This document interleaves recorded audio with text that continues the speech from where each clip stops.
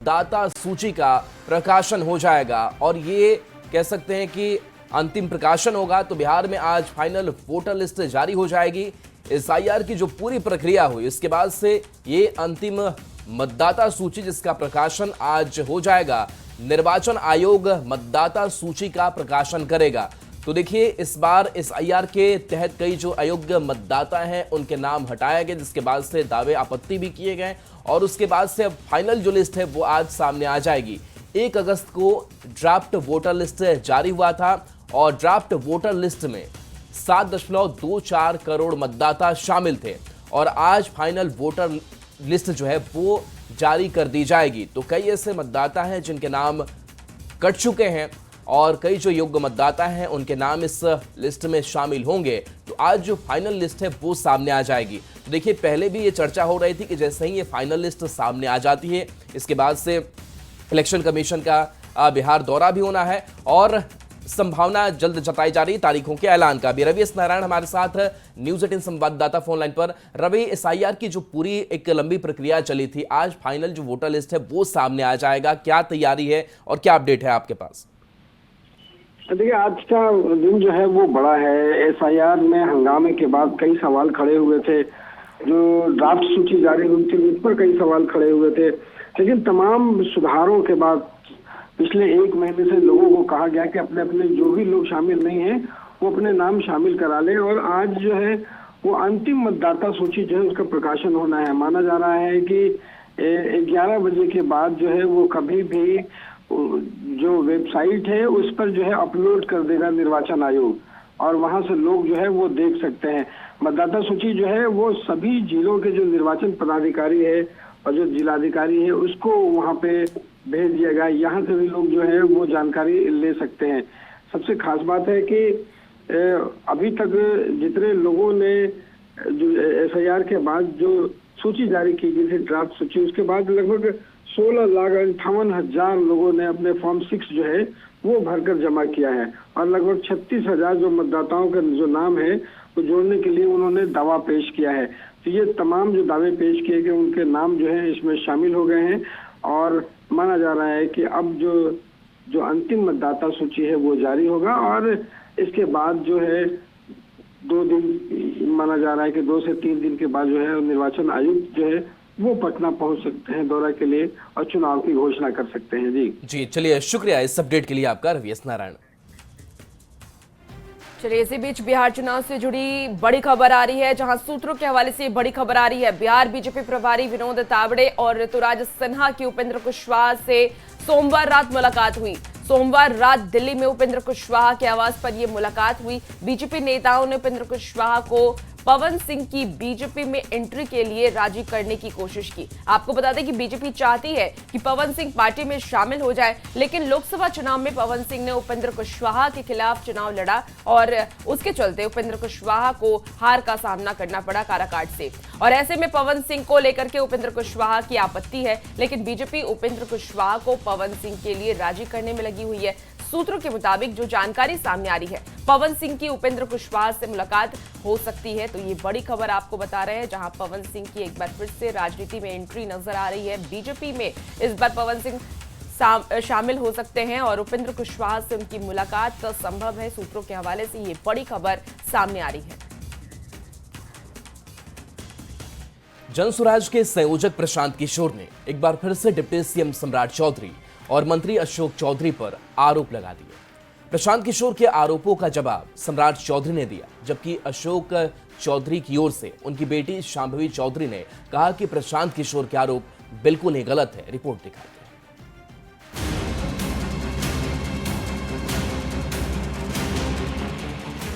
बिहार में चुनाव है और आरोप प्रत्यारोप की सियासत चरम पर पहुंच चुकी है। सोमवार को जनसुराज के संयोजक प्रशांत किशोर ने फिर से आरोपों का पिटारा खोला। मुख्य रूप से निशाने पर रहे सम्राट चौधरी और अशोक चौधरी। प्रशांत किशोर ने डिप्टी सीएम सम्राट चौधरी पर 7 लोगों की हत्या और गैंगरेप के बाद मर्डर के 2 अलग अलग मामलों में संलिप्त होने का आरोप लगाया। प्रशांत किशोर ने कहा कि तब सम्राट चौधरी जेल गए, लेकिन उम्र और दस्तावेजों का हेरफेर कर जेल से बाहर निकल गए। प्रशांत किशोर ने डिप्टी सीएम सम्राट को बर्खास्त कर गिरफ्तार करने की मांग की। कि जिस व्यक्ति को जेल में होना चाहिए वो आदमी यहाँ का उप मुख्यमंत्री बना हुआ है। तो मुख्यमंत्री नीतीश कुमार सीधे इस पर कार्रवाई करें। प्रशांत किशोर के आरोपों का जवाब देने में सम्राट चौधरी ने तनिक भी देरी नहीं की। कुछ लोगों के पास कुछ नया नहीं, ये बेचारा आजकल खोजी पत्रकार हो गए। प्रशांत किशोर के आरोपों पर बीजेपी प्रवक्ता कुंतल कृष्ण ने भी पलटवार किया। बीजेपी प्रवक्ता ने प्रशांत किशोर को राजनीतिक बहेलिया और फ्रॉड बताया। वो बिहार में हर उस आदमी के ऊपर आरोप लगा रहा है जो उस जंगल राज से लड़ा था, और हर वो काम कर रहा है जिससे लालू के जंगल राज की बिहार में वापसी का मार्ग प्रशस्त हो। प्रशांत किशोर के निशाने पर सम्राट चौधरी के अलावे एक और चौधरी रहे, वो है बिहार के ग्रामीण कार्य मंत्री अशोक चौधरी। प्रशांत किशोर ने कहा कि अशोक चौधरी टेंडर में 5% कमीशन लेते हैं। उन्होंने 500 करोड़ की संपत्ति अर्जित की है। 20,000 से ज्यादा का कॉन्ट्रैक्ट भाई साहब ने दिया है और हर कॉन्ट्रैक्ट में 5% पैसा कमीशन के तौर पर लिया गया है। अशोक चौधरी के ऊपर लगाए गए आरोपों का जवाब देते हुए उनकी बेटी और एलजेपी-आरवी की सांसद शांभवी चौधरी ने कहा कि सारे आरोप झूठे हैं। ये सब आरोप झूठे हैं और ये सारे आरोप बेबुनियाद हैं। प्रशांत किशोर ने बार बार फंडिंग को लेकर उठ रहे सवालों का भी जवाब दिया। पीके ने बताया कि 3 सालों में उन्होंने अलग अलग कंपनियों और राजनीतिक दलों से 241 करोड़ फीस ली थी। अपनी पार्टी जनसुराज को 98 करोड़ 75 लाख व्यक्तिगत खाते से चंदा दिया। 30 करोड़ 95 लाख 68,000 18% जीएसटी भरा और 20 करोड़ रुपए सरकार को इनकम टैक्स जमा किया। तो केंद्र सरकार जांच करा ले, ईडी सीबीआई इनकम टैक्स लगा ले, 1 पैसे का ऊपर नीचे होगा नहीं। हालांकि बार बार लगाए जा रहे आरोपों पर बीजेपी नेता दानिश इकबाल ने कहा कि बिहार में आरोपों की राजनीति नहीं चलेगी। बीजेपी जल्द पीके को नोटिस देगी। प्रशांत किशोर को जेल जाना होगा। इस तरह का आरोप बिहार में नहीं चलेगा। ये दिल्ली नहीं है अरविंद केजरीवाल की तरह। आरोपों में कितनी सच्चाई है या नहीं, ये तो जांच के बाद ही पता चलेगा। लेकिन पीके ने जिस ढंग से आरोप की सियासत शुरू की है, उसको लेकर 2014 के पहले दिल्ली में शुरू हुई केजरीवाल की सियासत की याद ताजा हो जाती है। सवाल है, क्या प्रशांत किशोर केजरीवाल बनना चाहते हैं? पटना संवाददाता आनंद अमृतराज के साथ ब्यूरो रिपोर्ट, न्यूज़ 18। देखिए, प्रशांत किशोर के आरोपों पर पूर्णिया के सांसद पप्पू यादव ने पलटवार किया है। पप्पू यादव ने कहा कि प्रशांत किशोर लोगों को उल्लू बना रहे हैं, नेता ही नहीं अधिकारियों की चोरी भी खोजिए। पप्पू यादव ने पीके से ये पूछा कि आपके पास इतना पैसा कहां से आ रहा है। प्रशांत जी पॉजिटिव बात ही काम ही नहीं करेंगे। कहाँ हम ऐसा कर देंगे 2 महीना में, कौन कहाँ से इकोनॉमी आएगी? जो आप उल्लू बनाते रहते हैं आप लोग, ये डेली। अरे भैया प्रशांत जी, चोर तो सब है ना। नेताओं की चोरी से पहले पदाधिकारी की भी चोरी खोजिए ना। नेता लोग तो चोर हैं ही, और हमाम में सब नंगे हैं। सवाल उठता है, मैं बार बार कहता हूं कि आपका आधार क्या है इतने पैसे खर्च करने का? ये पैसा आता कहां से है? सीएम नीतीश कुमार ने फिर बिहार को हजारों करोड़ की योजनाओं की सौगात दी। सीएम नीतीश कुमार ने 11,921 करोड़ की योजनाओं का शिलान्यास और उद्घाटन किया। ये रिपोर्ट आपको दिखाते हैं।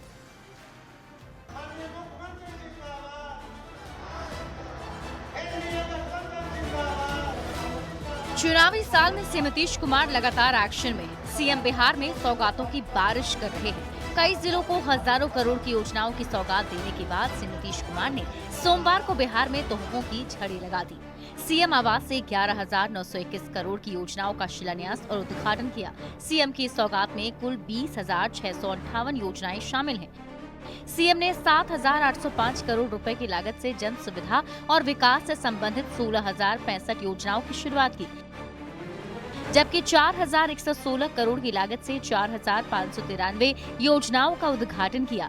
सीएम ने कई विभागों के भवन निर्माण से जुड़ी 997 करोड़ की लागत से 97 योजना का शिलान्यास किया। वहीं 2,467 करोड़ की लागत से 137 योजनाओं का उद्घाटन किया।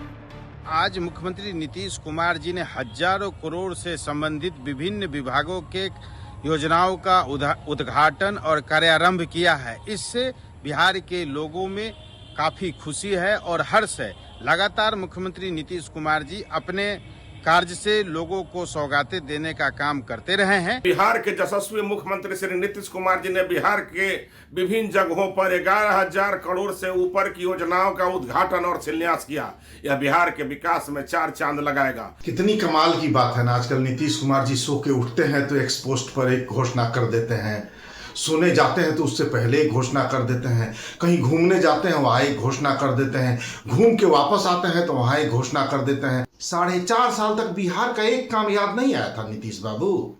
जैसे चुनाव सिर पर आया और ये रिपोर्ट मिल गई कि इस बार हर जगह से पब्लिक खदेड़ने वाली है, घोषणा पर घोषणा।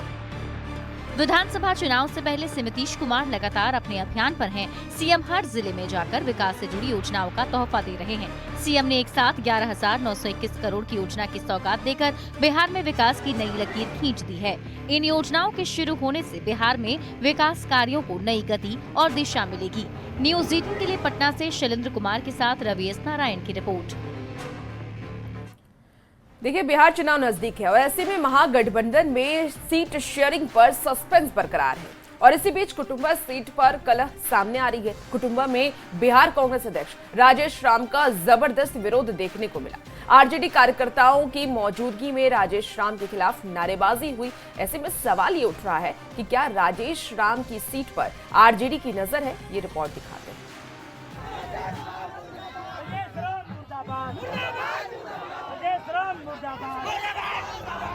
हाथ में आरजेडी का झंडा,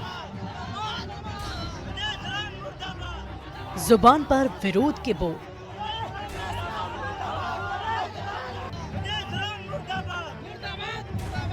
कांग्रेस के प्रदेश अध्यक्ष राजेश राम के विरोध में नारेबाजी की ये तस्वीरें औरंगाबाद से सामने आई है, जहां रविवार को अपने ही विधानसभा क्षेत्र कुटुंबा में राजेश राम को जबरदस्त विरोध का सामना करना पड़ा।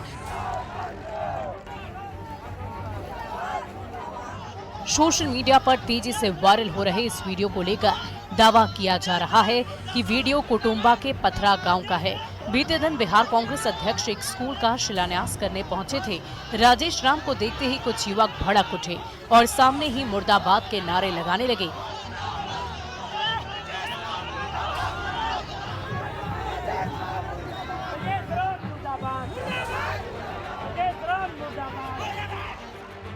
बिहार में विधानसभा चुनाव को लेकर सीट बंटवारे पर महागठबंधन में रस्साकसी देखने को मिल रही है।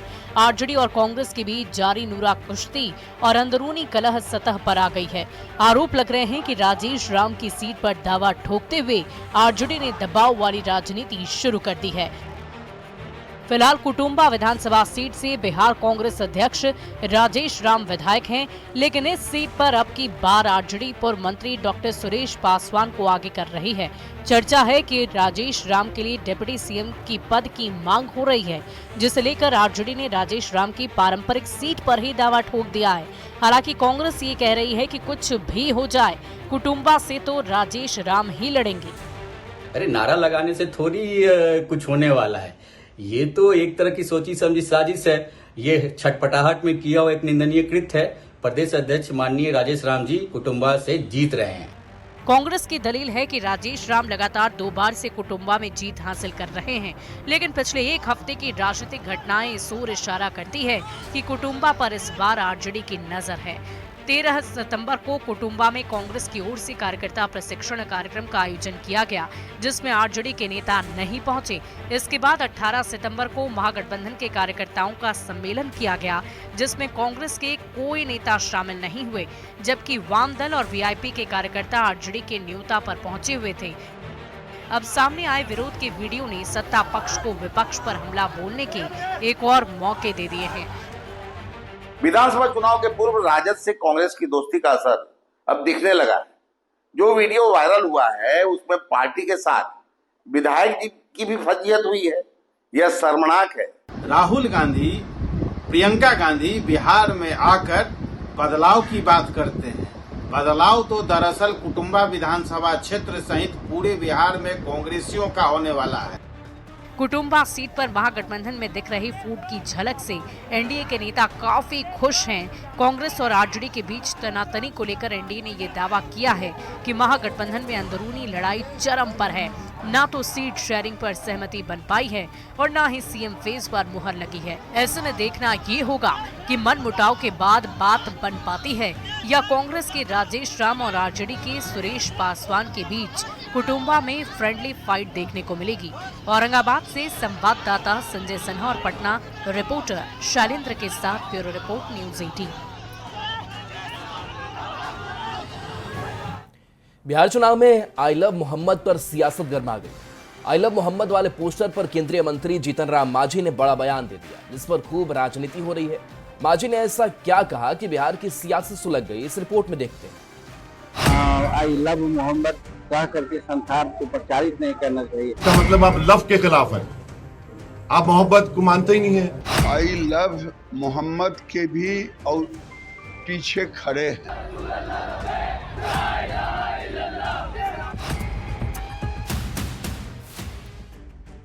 बिहार चुनाव में आई लव मोहम्मद की एंट्री से सियासी बवाल मच गया है। उत्तर प्रदेश से शुरू हुआ ये विवाद बिहार की राजनीति में अपनी जड़ जमाते जा रहा है। आई लव मोहम्मद पर पहले एआईएमआईएम चीफ असदुद्दीन ओवैसी ने बड़ा बयान दिया और अब केंद्रीय एमएसएमई मंत्री और हिंदुस्तानी आवाम मोर्चा के संरक्षक जीतन राम मांझी ने आई लव मोहम्मद को लेकर कुछ ऐसी टिप्पणी कर दी है जिससे सियासी बखेड़ा खड़ा हो गया है। धार्मिक उन्माद फैलाने के लिए ऐसा अगर करता है तो हम समझते हैं कि भारत के संविधान में और भारत के संस्कृति में उसका कोई स्थान नहीं है। आई लव मोहम्मद स्लोगन वाले पोस्टर को लेकर मांझी ये दावा कर रहे हैं कि इससे सांप्रदायिकता की बू आती है। संविधान सबको अपने धर्म का प्रचार करने की इजाजत देता है। आई लव शक्ति पर केंद्रीय मंत्री गिरिराज सिंह का समर्थन करते हुए मांझी ने कहा कि अगर शक्ति नहीं होगी तो इस तरह के प्रयोग बार बार होंगे। भारत में रहना है तो भारत की बात करनी होगी। भारत की आड़ में राष्ट्रीयता से खिलवाड़ किसी कीमत पर बर्दाश्त नहीं किया जाएगा। इस पर सत्ताधारी दलों के नेताओं ने जीतन राम मांझी के बयान का स्वागत किया।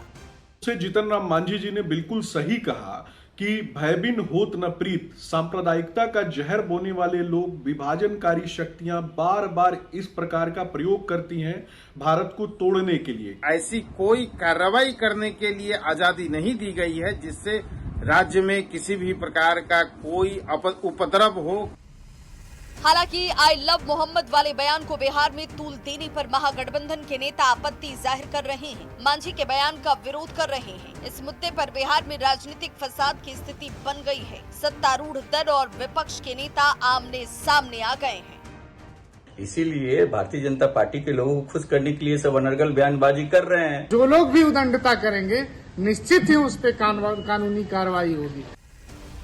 आई लव मोहम्मद पर उत्तर प्रदेश से शुरू हुआ बवाल पहले तेलंगाना पहुंचा और अब महाराष्ट्र और एमपी के रास्ते इस विवाद ने बिहार में सियासी रंग ले लिया है। एक और बीजेपी ऐसी मुहिम को देश की एकता और अखंडता के लिए खतरा बता रही है तो दूसरी ओर विपक्ष इसे राजनीतिक एजेंडे का हथियार बनाने का आरोप लगा रहा है। देखना होगा इस विवाद पर फसाद कहां जाकर थमता है।